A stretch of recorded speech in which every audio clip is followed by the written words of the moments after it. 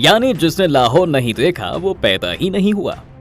पुराने जमाने से ही लाहौर शहर को हिंदुस्तान का दरवाजा कहा जाता है, क्योंकि मिडिल एशिया और अरब से आने वाले यात्रियों के लिए लाहौर एक बहुत ही इंपॉर्टेंट सिटी हुआ करती थी। और बताया जाता है कि दिल्ली तक पहुंचने के लिए लाहौर से ही गुजरना होता था, लेकिन बंटवारे के बाद लाहौर पाकिस्तान के हिस्से में चला गया। और आज तक ये बात कही जाती है कि लाहौर की ज्यादातर आबादी सिख और हिंदू ही थी। इस लिहाज से ये शहर हिंदुस्तान के हिस्से में आना चाहिए था, ना कि पाकिस्तान के। तो आज अपनी इस वीडियो में हम इसी दावे की पड़ताल करने जा रहे हैं कि कैसे लाहौर पाकिस्तान के पास गया। जानना चाहते हैं? और चलिए हमारे साथ लाहौर। दोस्तों, ये है पाकिस्तान का लाहौर, जहां की ऐतिहासिक और पुरानी हवेलियां आज भी पार्टीशन का दर्द अपने अंदर समेटे हुए है। 2017 के आंकड़ों के अनुसार आज यहाँ पर 94.7% आबादी मुस्लिम की है, तो वहीं महज 0.2% आबादी हिंदुओं की, जो ना के बराबर ही है। लाहौर को पाकिस्तान का दिल कहा जाता है, और कहा भी क्यों ना जाए। पाकिस्तान के रेवेन्यू का 11.5% हिस्सा अकेले लाहौर से जो आता है। इसके अलावा ये प्रोविंशियल इकोनॉमी में भी 19% का योगदान देता है। लाहौर पाकिस्तान का एक इम्पोर्टेंट हिस्सा है, लेकिन ऐसा कहा जाता है कि पार्टीशन के वक्त लाहौर पाकिस्तान का नहीं बल्कि हिंदुस्तान का हिस्सा होने वाला था। भारत ही नहीं बल्कि पाकिस्तान में रहने वाले कुछ लोगों का भी यही मानना है, लेकिन आखिर में ऐसा नहीं हो पाया। अब इन लोगों की बातें सुनकर बार बार दिमाग में एक ही सवाल आ रहा है कि आखिर लोगों को ऐसा क्यों लगता था कि लाहौर पाकिस्तान के नहीं बल्कि भारत के हिस्से में जाना चाहिए था, और बाद में ऐसा क्या हुआ कि लाहौर को पाकिस्तान का हिस्सा बना दिया गया। अब इसको जानने के लिए हमें जाना पड़ेगा दोस्तों इतिहास में पूरे 76 साल पीछे। Should Lahore have been a part of India? देखिए, बड़े बूढ़े बताते हैं कि लाहौर को भारत का हिस्सा मानने के पीछे कई वजह थी। दरअसल उस वक्त रिलीजन के बेसिस पर शहरों का बंटवारा हुआ था। जिस शहर में मुस्लिमों की पॉपुलेशन ज्यादा थी वो पाकिस्तान के हिस्से चला गया, और जिस शहर में हिंदुओं की पॉपुलेशन ज्यादा थी वो हिंदुस्तान के हिस्से में आ गया था। लेकिन इसके साथ ही इसमें कई और फैक्टर्स भी शामिल थे।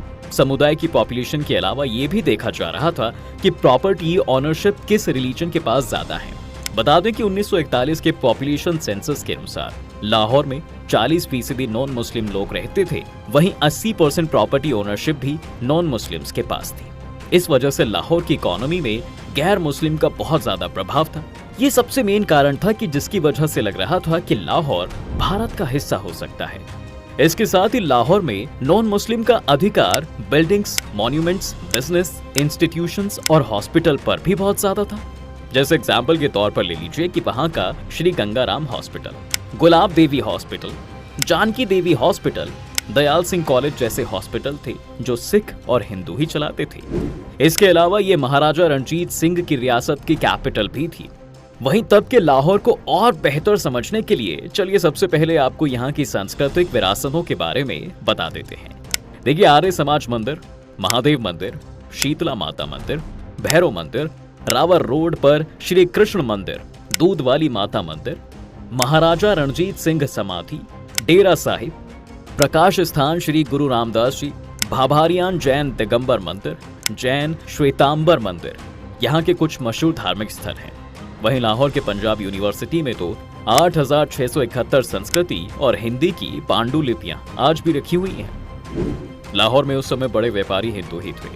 अब यहीं से आता है दोस्तों हमारा अगला सवाल कि जब इतनी ज्यादा पॉपुलेशन नॉन मुस्लिम्स की थी, प्रॉपर्टी ओनरशिप का फैक्टर भी हिंदुओं के खेमे में था, तो फिर कैसे ये पाकिस्तान में चला गया? How did the partition happen? दरअसल जब भारत और पाकिस्तान का पार्टीशन होना था तब ब्रिटेन से एक शख्स को बुलाया गया था जिसका नाम था सिरिल रेडक्लिफ। उन्हें आदेश दिए गए थे कि भारत और पाकिस्तान को 2 हिस्सों में बांटना है। लेकिन यहाँ पर सबसे बड़ी बात ये थी कि रेडक्लिफ न कभी पहले भारत आए थे और न उन्हें यहाँ के कल्चर की समझ थी। बस अंधे मुंह उन्हें भारत को बांटने का जिम्मा सौंप दिया गया था। उनकी लीडरशिप में एक रेडक्लिफ कमीशन बनाया गया और इसी कमीशन ने बंटवारे के लिए बॉर्डर लाइन बना दी। उन्होंने जो बॉर्डर बनाया बाद में उसे ही तो रेडक्लिफ लाइन का नाम दिया गया था। उन्होंने ही डिसाइड किया था कि भारत और पाकिस्तान में कौन सा शहर कहां पर रहेगा। वहीं लाहौर का फैसला भी रेडक्लिफ ले चुके थे कि उसे किस खेमे में डालना है। और इसी ऐतिहासिक फैसले के बाद आती है 12 अगस्त 1947 की वो तारीख जहां से शुरू हुई एक बहुत बड़ी पॉलिटिकल और रिलीजियस उठापटक। लाहौर में बंटवारे की बात को सुनकर दंगे फैल चुके थे। उधर बताया जाता है कि लाहौर ने आज से पहले कभी ऐसी सुबह नहीं देखी है। सड़कों पर हर तरफ लाशें पड़ी हुई थी। अंग्रेजों का कहना था कि किसी ने लाहौर के भारत में शामिल होने की अफवाह बाहर उड़ा दी थी और इसी के विरोध में हिंदुओं और सिखों का कत्लेआम शुरू हो गया था। महज 24 घंटे के अंदर ही लाहौर में हालात इतने बिगड़ गए थे कि गवर्नर जेंकिंस ने लॉर्ड माउंटबेटन को टेलीग्राम भेजकर फौज को बुलाने का डिमांड कर दी। उन्होंने लिखा था कि लाहौर और अमृतसर की पुलिस पर भरोसा नहीं किया जा सकता, क्योंकि कत्लेआम करते हुए कई पुलिस वालों को भी देखा गया है। इसके साथ ही एक बड़े मुस्लिम नेता लियाकत अली ने एक नारा भी दिया था कि हंस के लिया पाकिस्तान, लड़ के लेंगे हिंदुस्तान। लाहौर की हर गली, हर मोहल्ले में यही नारा गूंज रहा था। लोग बताते हैं दोस्तों कि लाहौर के इस कत्लेआम की असल वजह सिरिल रेडक्लिफ ही थे। उनके ऑफिस से ही यह इंफॉर्मेशन लीक हुई थी।